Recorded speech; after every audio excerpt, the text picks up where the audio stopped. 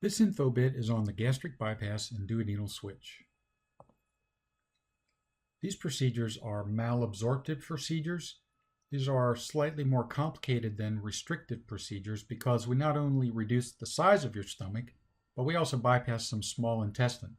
This leads to absorption of fewer calories. So in addition to eating smaller portions, you're not absorbing all the calories you consume. So they're more powerful procedures, and overall, they'll typically have the best long-term weight loss, but since they are more complicated procedures, they come at a slightly higher risk.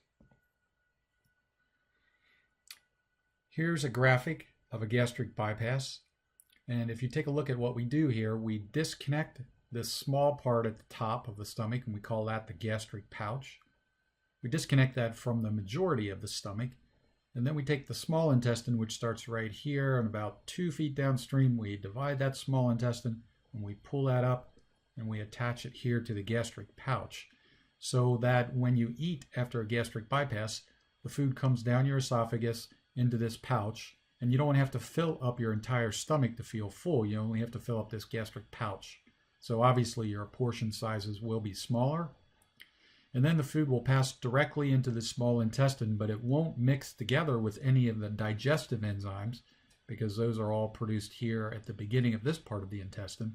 So again, that food is traveling down, doesn't mix with the digestive enzymes until this connection here, and then it gets absorbed normally downstream. So roughly 20% of a patient's small intestine will get bypassed during a gastric bypass procedure, and so theoretically they'll absorb 20% fewer calories. With the duodenal switch, it's kind of similar, except we're actually doing a sleeve gastrectomy, and then we are taking the small intestine and bypassing it down to this component here. And usually with a duodenal switch, much more intestine gets bypassed, which can lead to even greater weight loss than a gastric bypass, but also can lead to some long-term nutritional and nutritional and vitamin deficiencies.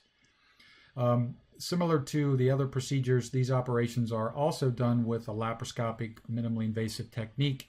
So this is going to minimize your postoperative pain, speed along your recovery, and reduce potential complications. The operation time for these operations is a little longer than it is for sleeve and lap band. Usually they take about an hour and a half to 2 hours. The facility stay is also a little bit longer, usually 24 to 48 hours. And it's important to point out that with these operations, since we are bypassing some of your small intestine, your long-term office visits and vitamin supplementation is going to be critical after these operations in order to avoid any nutrient deficiencies down the road.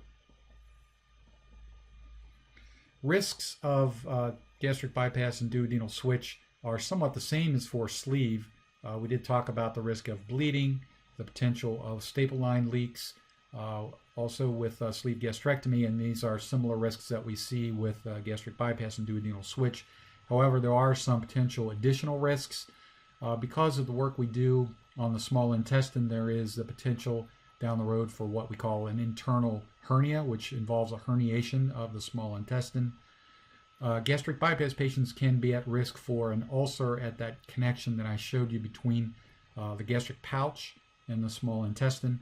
And I've mentioned this a few times, but just to point out again that the potential for vitamin and nutrient deficiencies is going to be higher after a gastric bypass or duodenal switch because of the bypassed small intestine. Recovery, though, is fairly similar. Typically, patients will take a week or two off work unless you have a heavy lifting, strenuous type of job. And we advance your diet after these operations similarly to what we looked at for gastric sleeve, where there will be 7 days of a liquid diet, 3 weeks of a pureed diet, soft solids then at the beginning of the 4th week and thereafter. Our bypass and duodenal switch patients usually come in about 5 times for office visits in the first year, usually once or twice in the second year, and then yearly thereafter.